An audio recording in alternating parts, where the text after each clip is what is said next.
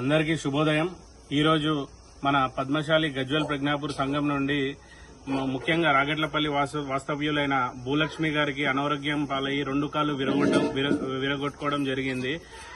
విరిగిందని మాకు సమాచారం తెలియగానే గజ్వేల్ ప్రజ్ఞాపూర్ సంఘం నుంచి స్పందించి వారి చాలా నిరుపేదమైన కుటుంబం అని మా వద్ద సమాచారం వచ్చింది.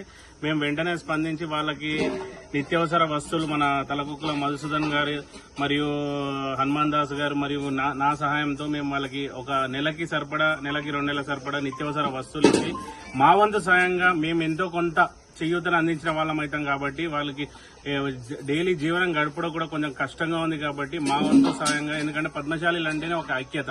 గజ్వేల్ ప్రజ్ఞాపూర్ పద్మశాలి సంఘం అంటే మా గజ్వేల్ ప్రజ్ఞాపూర్ మట్టుకే మేము శాశ్వతం కాకుండా జిల్లా వ్యాప్తంగా కూడా మేము ఎక్కడ పద్మశాలిలకి ఎటువంటి సమస్య వచ్చినా కూడా మా వ్యక్తిగతంగా మేము ముందుకొచ్చి, సంఘం నుండి కాకుండా మా వ్యక్తిగతంగా మేము ముందుకొచ్చి కూడా ఇలాంటి సహకార్యాలు కూడా మేము అందించడం జరుగుతుంది.